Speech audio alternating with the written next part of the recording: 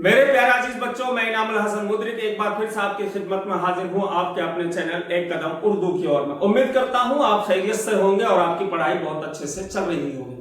میرے پیارے عزیز بچوں، آج کا ہمارا گرامر کا ٹاپک ہے تذکیر و تانیث۔ تذکیر و تانیث گرامر کا ایک ایسا حصہ ہے، ایک ایسا ٹکڑا ہے جو کہ ہر طرح کے ایگزام میں آپ سے پوچھا جاتا ہے، اس لیے میرے عزیز بچوں آپ کو اس کو یاد کرنا اور سمجھنا نہایت ضروری ہے۔ اردو سے متعلق آپ چاہے کسی بھی طرح کا کوئی ایگزام دینے والے ہو، ایگزام دینے سے پہلے یہ ٹاپک آپ کو ضرور پڑھنا چاہیے اور سمجھنا چاہیے۔ جن بچوں نے اگر یہ میری ویڈیو ایگزام دینے سے پہلے دیکھ لی تو انشاءاللہ میں دعوے سے کہتا ہوں ان کے لیے بہت فائدہ مند حاصل ہوگی۔ تو عزیز بچوں، آج کا ہمارا ٹاپک ہے تذکیر و تانیث۔ تذکیر و تانیث جو ہے، تذکیر کا مطلب ہوتا ہے مذکر اور تانیث کا مطلب ہوتا ہے مؤنث۔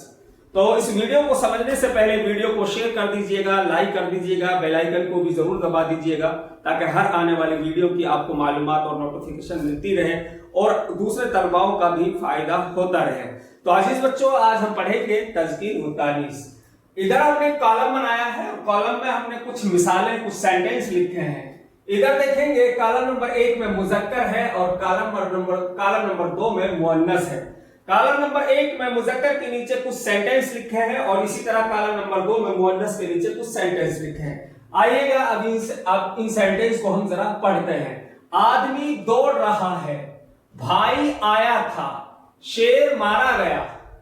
ادھر آپ پڑھیں گے کالم نمبر 2 میں عورت دوڑ رہی ہے، بہن آئی تھی، شیرنی ماری گئی۔ تو میرے عزیز بچوں، ان میں ذرا آپ کو دھیان سے سمجھنا پڑے گا اور میں آپ کو کیا سمجھانا چاہ رہا ہوں۔ دیکھیے، سمجھنے والے کے لیے کوئی مشکل نہیں ہے اور اگر کوئی سمجھنا نہیں چاہتا تو اس کے لیے مشکل ہے۔ کوئی بھی ٹاپک دنیا کا کوئی بھی چیز کو لے لیجیے آپ، اگر انسان اس میں دل سے اور شدت سے، محنت سے اگر اس میں لگ جاتا ہے تو اس کو کامیابی ضرور ملتی ہے۔ تو اس لیے آپ ذرا یہاں پر شدت سے سمجھیے گا اور میں امید کرتا ہوں آپ کو بہت اچھے سے سمجھ میں آئے گا۔ یہاں دیکھیں گے کالم نمبر 1 میں آدمی، بھائی، شیر، ٹھیک ہے، یہ جو ہے اسم مذکر ہے، ٹھیک ہے۔ کالم نمبر 1 میں دیکھ رہے ہیں نا آپ، کالم نمبر 1 میں آدمی، بھائی اور شیر جو ہے وہ نر کے لیے استعمال ہوئے ہیں، یعنی مذکر کے لیے استعمال ہوئے ہیں، ٹھیک ہے۔ اب ادھر دیکھیں گے کالم نمبر 2 میں، یہاں پڑھ لیجئے، کالم نمبر 2 میں جو جملوں میں آئے ہیں عورت، بہن، شیرنی، ٹھیک ہے، یہ ایسے الفاظ ہیں جو مادہ کے لیے استعمال ہوئے ہیں، یعنی کہ مؤنث کے لیے استعمال ہوئے ہیں، ٹھیک ہے، سمجھ گئے آپ۔ نر کو اردو میں مذکر کہتے ہیں اور مادہ کو مؤنث کہتے ہیں، ٹھیک۔ آپ نے مندرجہ بالا جملوں میں دیکھا کہ نر اور مادہ، ٹھیک ہے، ذرا دھیان سے سمجھنا، چیزوں کے نام کے ساتھ فعل کی شکل بھی بدل گئی، چیزوں کے نام کے ساتھ فعل کی شکل بھی بدل گئی۔ اب فعل کی شکل کیسے بدل گئی؟ یعنی فعل صیغہ مذکر سے صیغہ مؤنث میں بدل گیا۔ فعل کی شکل کیسے بدلی ہے؟ یعنی فعل جو ہے صیغہ مذکر سے صیغہ مؤنث میں بدلا ہے۔ یہاں پر دیکھیں گے کہ دوڑ رہا ہے، یہاں پر جو فعل ہے صیغہ مذکر ہے اور یہاں پر دوڑ رہی ہے، یہاں پر جو فعل ہے صیغہ مؤنث ہے۔ اب یہاں پر صیغہ مؤنث میں فعل کیوں بدلا؟ یعنی یہاں تو تھا فعل صیغہ مذکر میں اور دوسرے کالم میں فعل صیغہ مؤنث میں بدل گیا۔ بدلنے کا کارن کیا ہے ذرا اس کو سمجھنا ہے آپ کو، بس بالکل سمپل ہے۔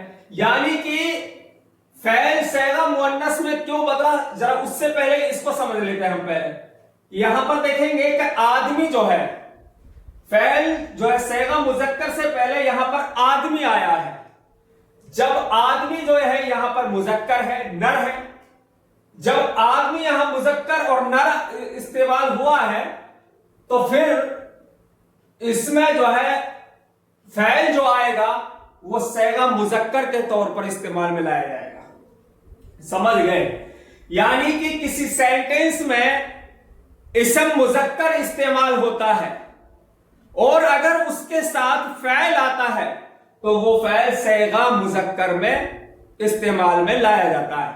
اور اگر مان لیجئے کسی سینٹینس میں عورت یعنی اسم مؤنث استعمال ہوتا ہے تو وہاں جو ہے یہ جو یہاں پر آدمی ہے اور آدمی کی جگہ یہاں عورت ہے, ٹھیک ہے, دوسرے کالم میں یہاں جو عورت کے ساتھ جو فعل آیا ہے وہ صیغہ مؤنث میں چینج ہو جائے گا, کیونکہ وہ مؤنث کے ساتھ آیا ہے اس لیے, سمپل ہے.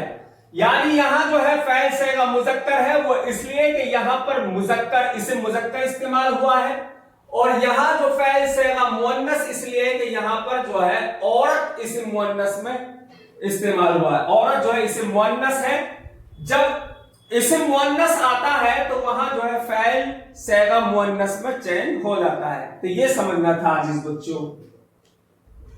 تو پھر آپ اب آگے بڑھتے ہیں. اسی طرح ہر تذکیر و تانیث وہ حقیقی مطلب جاندار ہو یا غیر حقیقی یعنی مطلب غیر جاندار ہو. تذکیر و تانیث کی دو قسمیں ہیں, ایک تو ہے تذکیر و تانیث حقیقی اور ایک ہے تذکیر و تانیث غیر حقیقی.